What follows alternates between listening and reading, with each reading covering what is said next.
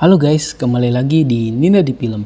Kali ini kita akan melanjutkan alur cerita komik yang berjudul 44 TH Period Survival Class. Melanjutkan di episode 11 dan 12 kemarin, kali ini kita akan lanjutkan di episode 13 dan 14 ya.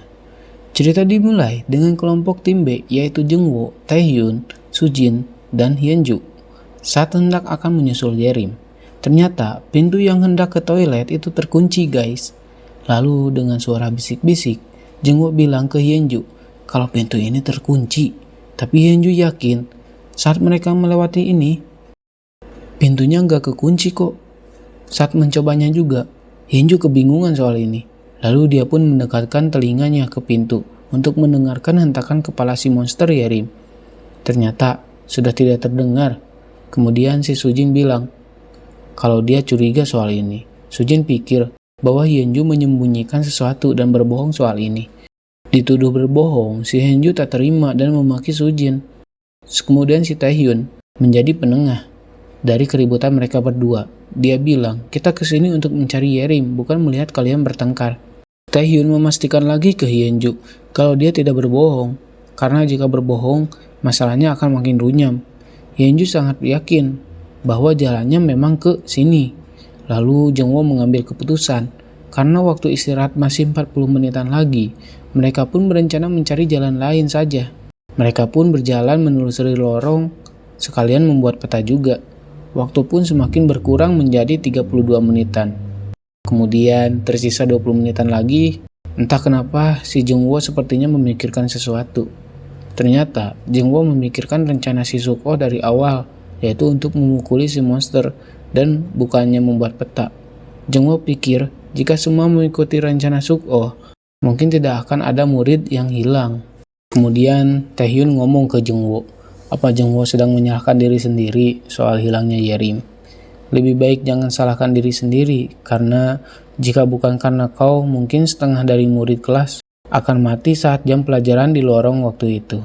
Dan Taehyun pikir, mungkin Yerim yang mengunci pintu tersebut dan pergi ke kelas lain untuk berlindung.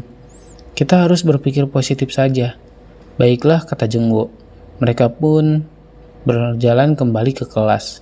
Ketika sampai kelas, situasinya kembali ke saat mereka masuk ke black hole. Mereka panik, takut mati, takut gak bisa keluar dari sini. Ada yang nangis, ada yang murung. Pokoknya gak ada semangat buat selamat lah.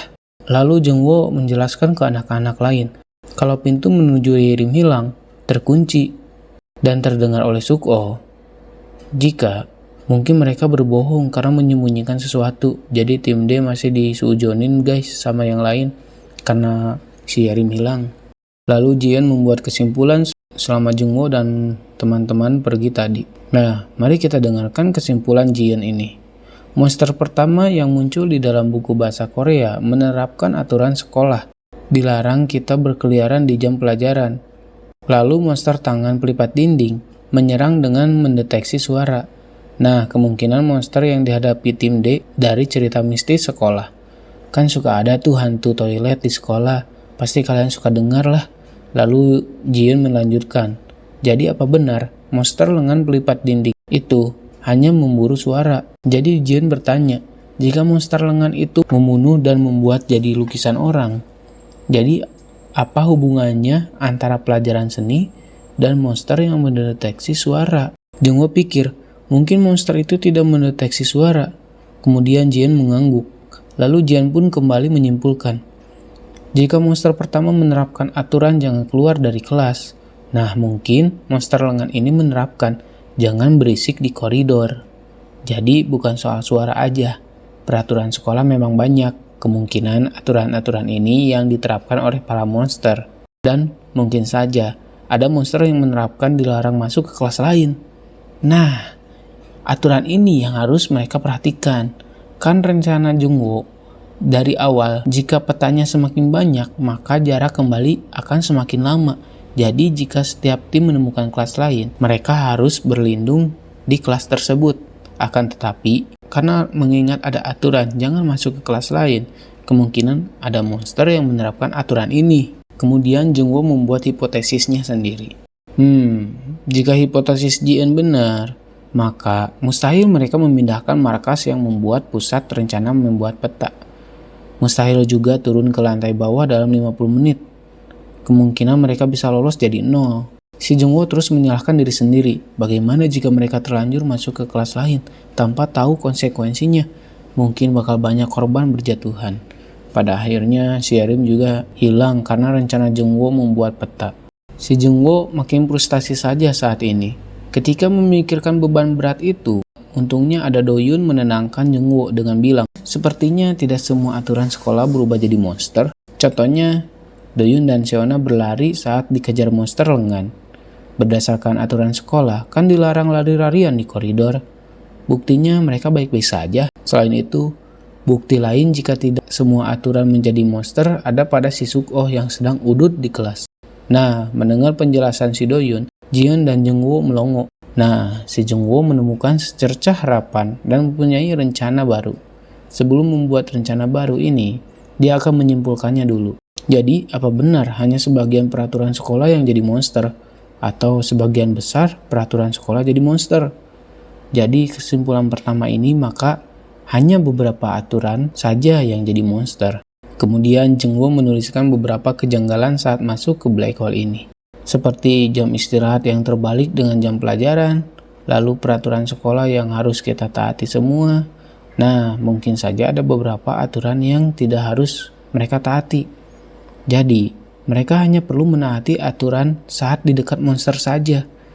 Kalau memang ada monster yang membunuh Pak Guru ada di sekitar kita, kita hanya perlu mengikuti aturannya saja. Dan jika memang hal tersebut aman, maka di jam pelajaran, jika tidak ada monster bahasa Korea, mungkin saja kita bisa berkeliaran di luar kelas saat jam pelajaran. Kemudian adegan pun beralih ke si monster bahasa Korea yang sedang berlari sambil bersenandung. Maaf ya, jika penjelasannya kurang jelas, maklum pemula bos. Lanjut episode 14. Hipotesis ini belum begitu kuat karena contohnya cuma satu. Kalaupun hipotesis ini benar, masih banyak variabel yang perlu dipertimbangkan. Namun, hal yang diperlukan oleh mereka adalah keberanian untuk meninggalkan kelas lagi. Hipotesis Jungwoo yang bisa mengurangi rasa takut mereka dan membakar keberanian mereka kembali untuk membuat peta. Suasana murung menjadi semangat lagi karena ucapan Jungwoo. Dan alasan lain mereka kembali bersemangat adalah tidak adanya kemungkinan seseorang akan datang untuk menyelamatkan mereka, meski tetap di dalam kelas. Mereka pun akan mulai membuat peta lagi setelah jam istirahat berikutnya. Waktu tersisa untuk berangkat adalah 20 menit. Mereka memutuskan untuk menganggap Yerim mengunci pintu dan bergabung dengan superpower lain. Kita beralih ke tim B, ada Taehyun dan Nari. Nari memutuskan untuk kembali semangat dan berhenti bersedih. Sekarang aku harus fokus memikirkan cara keluar, katanya. Si Taehyun bilang, gak usah memaksakan diri bro, biasa aja kali bang. Lalu Nari bilang, bukannya kau yang memasakkan tangan kananmu, hah? Sambil menepak lengan yang sedang luka itu. Entah luka karena apa ya guys, nggak tahu lah, belum diceritain. Kita ke tim C. Di sini ada Miji dan Sungjae yang sedang latihan ketangkasan. Tujuannya agar jika ada monster, mereka bisa dengan gesit menghindarinya. Lalu Jiyeon juga mencoba mengajak Sohan buat ikutan latihan ketangkasan. Tapi Sohan males dan pergi mencueki Jiyeon. Lanjut ke tim D. Ada Suk-oh dan Yeonju. Mereka sedang melamun berdua menatap jendela yang gelap. Gaje. Lanjut ke tim A. Ada Doyun dan Seona. Lalu Seona menanyakan keadaan Doyun. Doyun bilang dia baik-baik saja. Seona pun berterima kasih pada Doyun. Berkatnya, dia jadi selamat saat dikejar monster lengan guys. Tetapi saat Doyun melihat ke muka Seona, mata Seona sembab sampai sipit atuh. Melihat itu, Doyun tertawa ngakak dan kemudian berhenti. Doyun kembali meyakinkan Seona bahwa dia tak apa-apa dan mengajak Seona buat lebih bersemangat lagi membuat petanya. Dan Seona pun tersenyum mendengar omongan Doyun. Lalu datang Wongu yang meminta maaf karena dia melarikan diri saat di lorong waktu itu. Dan dia tidak akan melakukannya lagi. Teman-teman lain pun memaafkan kelakuan cupunya si Wongu. Lalu bel tanda mereka harus keluar pun sudah berbunyi kembali. Semua tim pun bersiap untuk berangkat membuat peta. Penjelajahan kedua pun dimulai. Oke, di sini ada sedikit perubahan anggota. Ternyata si Sojung bertukar dengan Soyun karena Sojung takut jika setim dengan Suk-oh karena dia terancam dibunuh teh guys. Padahal mah salah pahamnya tuh. Ya Allah, gitu-gitu ting si teh Sojung. Dan anehnya, saat sedang berjalan di lorong itulah si Sojung bersikap aneh.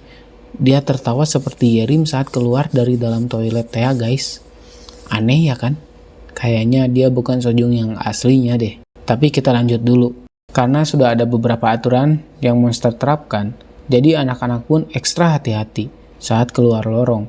Mereka jadi lebih waspada, jarang bicara hanya lewat HP, langsung kembali ke kelas jika ada sesuatu yang aneh sedikit pun, mereka mengutamakan keselamatan. Singkat cerita, penjelajahan ketiga pun dimulai. Tidak ada aturan yang berbeda dengan aturan kedua, dan penjelajahan ketiga pun mereka bisa selamat. Penjelajahan keempat, kelima, mereka lalui dengan aman dan selamat. Lalu keenam, proses kemajuannya tidak begitu cepat, dan jarak yang mereka tempuh juga masih sangat terbatas. Dan mereka juga belum menemukan kelas lain. Mereka pun mulai menjelajahi dengan lebih berani dan cepat. Pada akhirnya, penjelajahan ketujuh pun dimulai. Tapi kita beralih dulu ke adegan lain, di mana ada murid dari kelas lain yang diteror oleh monster oncor atau monster sumbu. Aku bingung namainya karena belum ada kejelasannya juga. Anak ini dari anak satu-satu yang sedang teriak-teriak di kelasnya. Di kelasnya terdapat asap yang menguap sangat lebat. Lalu di lantainya ada minyak tanah yang mengarah ke arah murid ini. Dia pun menangis bingung mau apa. Murid ini bilang, "Sebenarnya kau mau apa hingga seperti ini padaku?" Terlihat monster yang mengeluarkan asap dan minyak ini seperti lilin yang dinyalakan oleh sumbu yang terhubung dengan minyak ya kan.